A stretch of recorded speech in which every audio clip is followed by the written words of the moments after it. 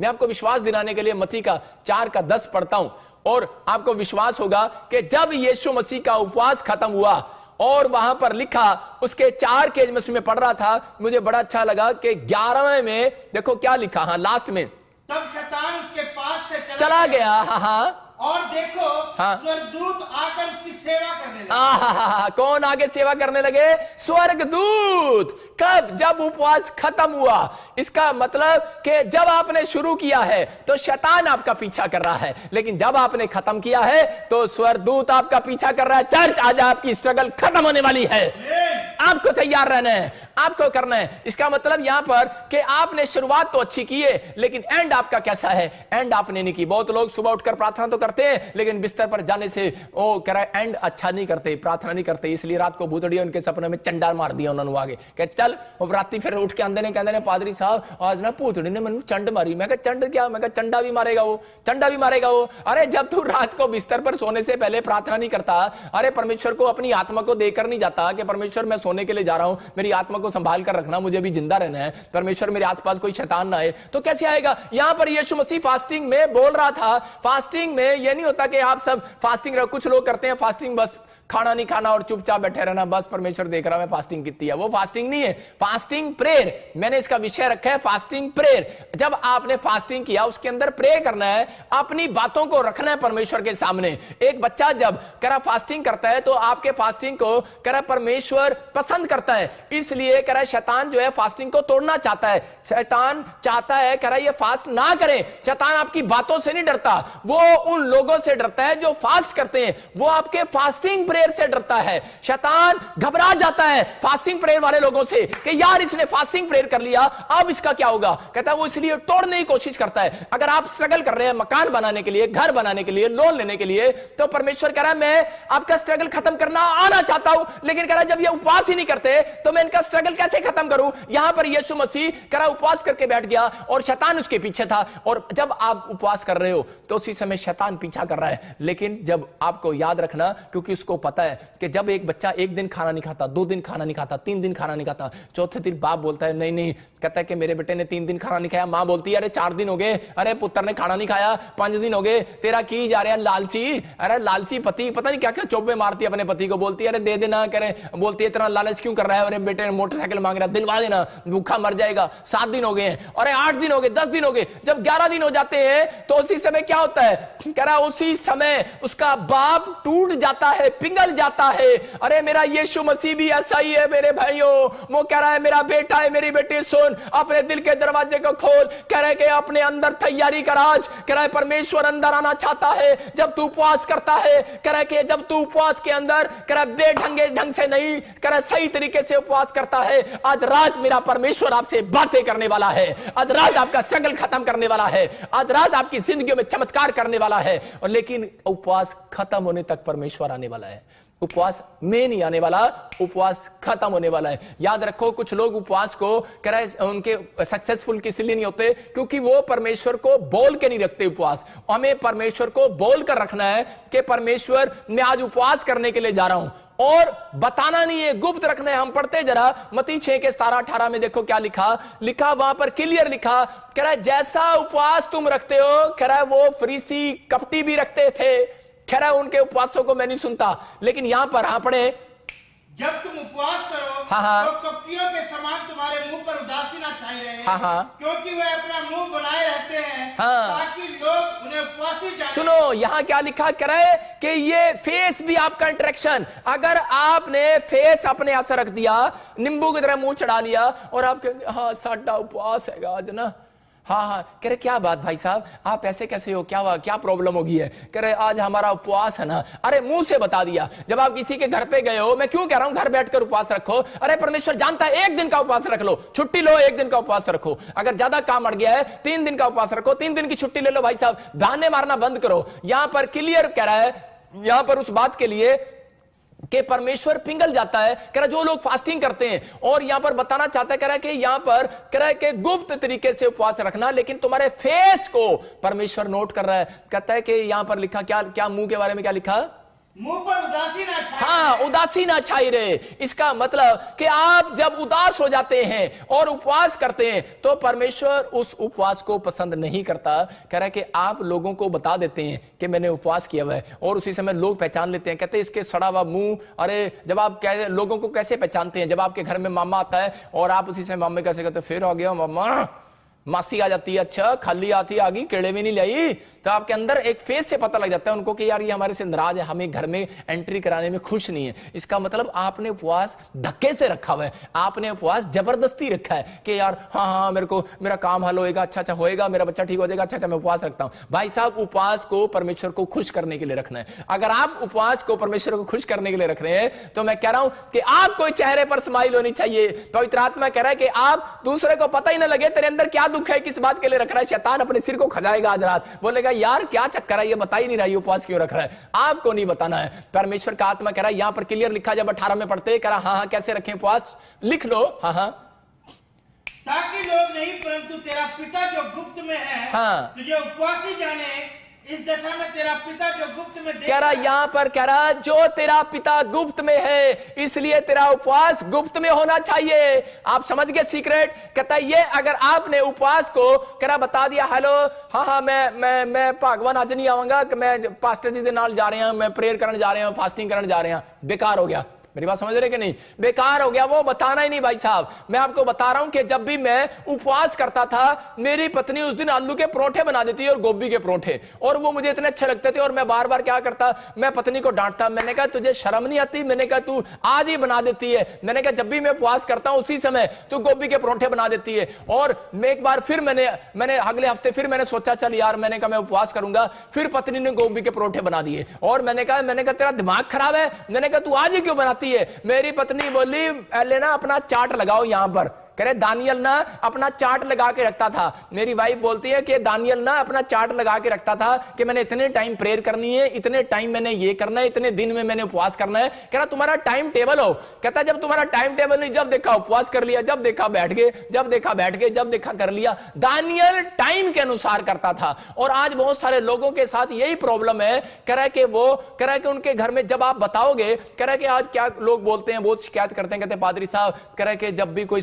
स्वादिष्ट चीज देखते हैं हमसे रहा नहीं जाता। जब हम देखते हैं चिकन बन रहा है, बिरयानी बन रही है, जब हम देखते हैं कि खीर बनाई है घर में, जब हम देखते हैं ये बना है, तो हम उसी समय रात को बोलते हैं पापा कल मैं सुबह उपवास करूंगा। जब सुबह उठते हैं तो मां ने और पत्नी ने ऐसी चीज बनाई होती है और हमारा पास्टर अशोक उपवास ही तोड़ देता है। उस दिन कहता है कि परमेश्वर माफ कर, मैं अगले दिन रख लूंगा। हाँ, बहुत बार हम ऐसा करते हैं, लेकिन परमेश्वर का आत्मा ऐसे लोगों से बात कर रहा है, कह रहा है कि आपको अरे पत्नियों को दोष दे रहे हैं, तू आज ही क्यों गोभी के परोठे बनाए, आज ही तू आलू से छोंक तड़का क्यों लाया, मैंने पसंद है, तू आज क्यों लाया। पत्नी बोलती है तुझे बहाने नहीं लगाना है। यहां पर आदम और हव्वा के साथ यही हुआ कि है, यहां पर क्या था, मैं तो कहूंगा कि पेड़ पे क्या लगा रही थी, पेड़ पे वो उसने सिट्टी लगाई होगी, उसने कुकर की सिट्टी लगाई, सेब लगाया। और यहां पर आदम ने जब कहा परमेश्वर मैं उपवास रखूंगा है, और वो बाद में क्या कर रहा है, सेब तोड़ के खा रहा है। अरे पत्नी को पहले बताता कि मेरा उपवास है। मेरी बात समझ रहे कि नहीं? आप अपनी पत्नी, अपने बच्चों को, अपने परिवार को बताकर सो कि कल मेरा उपवास है, मैं किसी को नहीं बताऊंगा, नहीं तो आपका नौकर आएगा, बार बार पूछेगा, आपके घर में काम वाले होंगे, चाय ले लो, खाना खा लो, खाना खा लो। चल चल, पास्टर ने कहा है, प्रोफेट बजिंदर ने कहा है कि बताना नहीं है, चल चल, उसके साथ झगड़ा नहीं करना है। आपका उपवास तोड़ने की कोशिश कर रहा है शैतान। मैं कह रहा हूं कि आपने अगर इस तरीके से उपवास किया, आपने उपवास किया है और आपने खाया नहीं, बताया नहीं। कई लोग बताते नहीं है उपवास में कि प्रॉफिट जी ने कहा है, बाइबल में लिखा है उपवास को बताना नहीं है, लेकिन सारा दिन, लेकिन ये पाप कर देते हैं। 58:4 यशायाह में लिखा कि तुम घूसे मारते हो एक दूसरे को, चली जा यहां से, चली जा, नहीं तो चली जा, मेरा उपवास है, तेरे को पता नहीं। गुस्सा करते हैं, उसी समय क्या होगा, आप अगर गुस्सा कर रहे हैं तो इसी समय प्रॉब्लम्स हो रही हैं आपके उपवास में। जो आपका नेचर है वो भी नोट हो रहा है और उसके बाद फेस भी नोट हो रहा है। भाई साहब, मैं कह रहा हूं कि कुछ लोग क्या करते हैं कि जिस दिन बाहर जाना होता है, चर्च जाना होता है, उस दिन पाउडर लगाएंगी, औरतें क्रीम लगाएंगी, फेयर एंड लवली भी लगाएंगी और बड़े अच्छे अच्छे से मसाज करेंगे, मतलब लोग तैयार होकर अच्छे से ड्रेस ड्रूस पहन के जाएंगे। लेकिन जिस दिन फास्टिंग रखेंगे ना, उस दिन गंदे कपड़े पाएंगे और उस दिन नहाएंगे भी नहीं, धोएंगे भी नहीं और कहेंगे बस आज तो फास्ट है, कर ही रहना, पास्टर जी ने कहा। लेकिन यहां पढ़ो 18 में क्या लिखा, हाँ पढ़ो, आगे पढ़ो।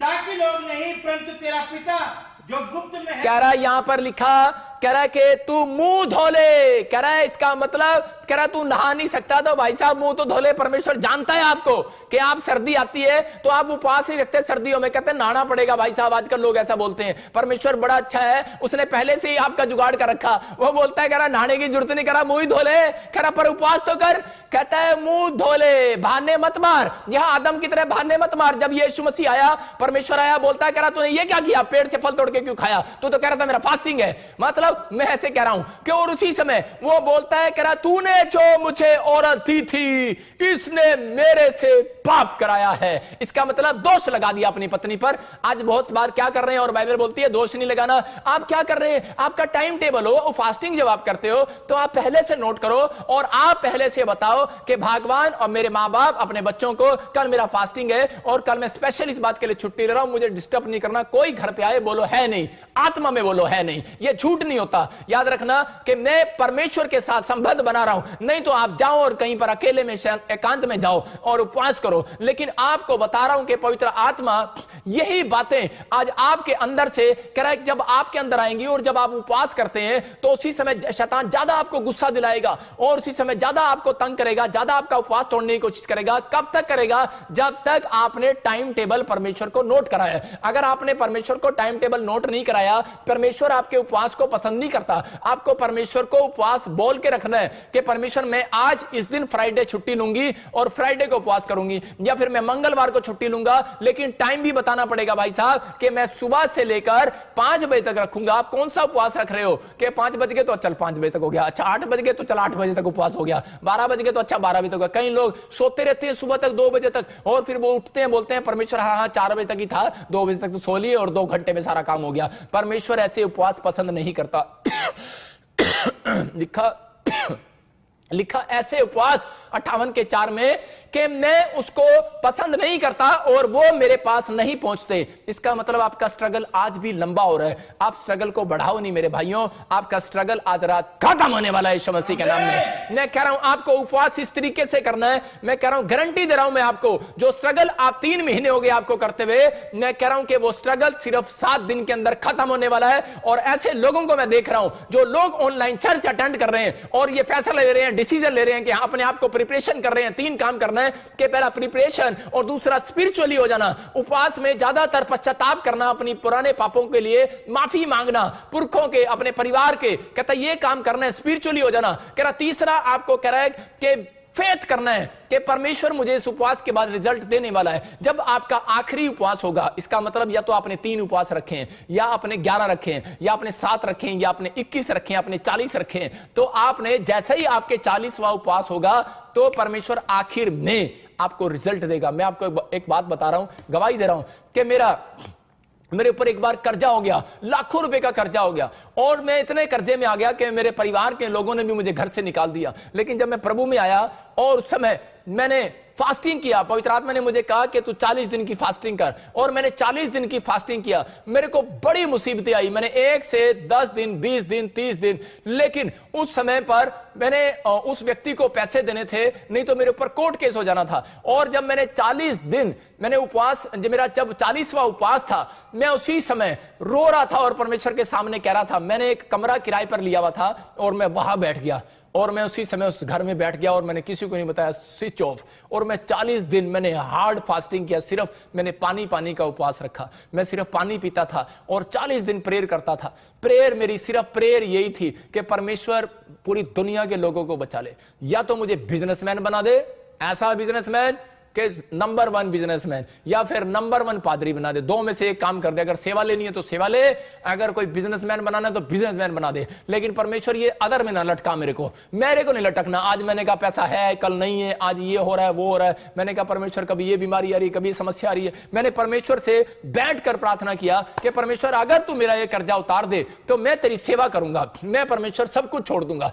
पवित्र आत्मा ने मेरे समर्पण को देखा और मैंने फैसला लिया। मैंने देखा जिंदगी में कुछ नहीं है, सबोदेश की किताब बोलती है सब कुछ व्यर्थ है। और उसी समय मैंने फैसला लिया, मैंने कहा परमेश्वर तू पूरा कर। मैं आपको बता रहा हूं कि 40वें दिन एक आदमी मेरे गेट पर आया और उसने मेरे से हेल्प मांगी कि मेरे मकान के लिए हेल्प मांगी बिकवाने के लिए। मैंने कहा मैं प्रॉपर्टी डीलर का काम करता ही नहीं हूं, लेकिन पवित्र आत्मा ने मुझे कहा कि आज 40वां दिन है, आज तू नहीं आया। जब यीशु मसीह का 40वां दिन पूरा हुआ तो लिखा वहां पर स्वर्गदूत उसकी सेवा करने के लिए आ गए, और वो आदमी मेरे लिए खाना लेकर आया। और वो आदमी कहता मैंने आपका इतना नाम सुना है, कहता है कि आप, कह रहा है कि आपको, कह रहा मेरी मदद करनी है, ये पड़ोसी प्लाट आपके कहने से बेचने वाला है। मैंने कहा यार वो मुझे जानता ही नहीं है। कह रहा नहीं आपका पड़ोसी है। और मैंने उससे रिक्वेस्ट किया और उस व्यक्ति ने मेरी बात मान लिया और वो प्लाट बिक गया और मेरा लाखों रुपए का फायदा हो गया। मैंने कार भी लिया, एक बुलेट भी लिया और मेरा कर्जा भी उतर गया। मतलब ये परमेश्वर है, पवित्र आत्मा चमत्कार करता है। चर्च, अगर आज आप उपवास कर रहे हैं और उपवास अगर आपने पूरा कर लिया, आपको डिफिकल्टी आनी है। अगर आप 40 दिन का नहीं पूरा कर सकते, 21 दिन का पूरा नहीं कर सकते, 11 दिन का पूरा नहीं कर सकते, 3 दिन का पूरा नहीं कर सकते, कम से कम एक दिन तो सही बनकर दिखाओ परमेश्वर को। एक दिन तो आप उपवास करो। कहता है कि आपका उपवास, कहता है ये नहीं कि आप दूसरों से काम कराओ, घुसे मारो, एक दूसरे की बुराई करो। कहता है इसलिए बाइबल बोलती है, कह रहा तेरी जीभ में, कहता है सब कुछ रखा है, इसलिए लिखा, कह रहा अगर तू अच्छे दिन देखना चाहता है, अगर तू अपने घर का मकान बना हुआ देखना चाहता है, अगर तू जॉब देखना चाहता है, अगर तू तरक्की देखना चाहता है, प्रमोशन देखना चाहता है, कह रहा परमेश्वर से बातें करना चाहता है, कह रहा कि अपनी जुबान को एक टेस्ट के करने से रोके रहे। कह रहा स्वादिष्ट व्यंजनों का टेस्ट करने से रोके रहे। दानियल ने कहा परमेश्वर मैं कोई स्वादिष्ट व्यंजन नहीं खाऊंगा, और परमेश्वर ने उसको कहा ठीक है आप भी ऐसा कर सकते हैं। परमेश्वर मैं मिठाई, कोई चिकन, कोई मीठी चीज मैं नहीं खाऊंगा, मैं सिर्फ नमकीन चीज खाऊंगा, खिचड़ी खाऊंगा। अगर आप पेशेंट हैं तो आप ऐसा उपवास भी कर सकते हैं। याद रखना मैं कह रहा हूं कि आपको अपनी आत्मा को तैयार करना है, अपने शरीर को दुख नहीं देना कि आप सारा दिन अपने शरीर को दुख देते हैं और अपनी आत्मा को तैयार नहीं करते। परमेश्वर कह रहा है कि आज ही बंधन टूटने वाला है यीशु मसीह नासरी के नाम में, आज रिजल्ट आने वाला है चर्च यीशु मसीह के नाम में। अगर आप समझ रहे हैं इस प्लानिंग को तो परमेश्वर आज आपको आजाद करने वाला है। जब हम पढ़ते हैं मरकुस 9:29 में क्या लिखा कि उसमें क्लियर लिखा कि ऐसी दुष्ट आत्माएं, उन लोगों के लिए बोल रहा हूं जिनके अंदर बहुत सारी दुष्ट आत्माएं हैं, जिनके एसिडिटी है, प्रॉब्लम्स है और किडनियां खराब है, कैंसर है, शुगर है। मैं कह रहा हूं कि आपको एक उपवास अगर आपका सही ढंग का होगा, आज रात आपकी कैंसर की फाइल कह रहा है कि नॉर्मल रिपोर्ट में बदलने वाली है। अगर आपका एक उपवास अगर सही ढंग का होगा तो मैं कह रहा हूं कि आप 5 करोड़ के बंगले के लिए मेहनत कर रहे हो। अरे भाई साहब पैसा नहीं है, मैं कह रहा 5 करोड़ नहीं 50 करोड़ का बंगला भी मेरा परमेश्वर दिलवा सकता है आपको यीशु मसीह के नाम में। कह रहा आपका एक उपवास भी अगर सही है तो पवित्र आत्मा कह रहा है, कहता मैं तुम्हारी जिंदगी में वो मिरेकल करूंगा, कहता है कि तुम बदल जाओगे, आशीष आ जाएंगी यीशु मसीह के नाम में। सबको जय मसीह की। मैं जतिन बब्बर और आप देख रहे हैं मसीह परिवार चैनल। जैसे कि आप सब जानते हैं कि मैं इस चैनल पे प्रभु के अलग अलग दासों की वीडियोस डालता हूं, तो अगर आपको हमारा चैनल अच्छा लगता है तो आप इस चैनल को ज़्यादा से ज़्यादा सब्सक्राइब जरूर करें ताकि आप प्रभु के वचन को सुन सके। वीडियोस को ज़्यादा से ज़्यादा शेयर करें ताकि जिन लोगों तक वचन नहीं पहुंचा उन तक भी वचन पहुंच सके। सबको जय मसीह की। एक बार मैं आपसे दोबारा कहूँगा कि इस चैनल को सब्सक्राइब जरूर करें और वीडियोस को ज़्यादा से ज़्यादा शेयर करें। जय मसीह की।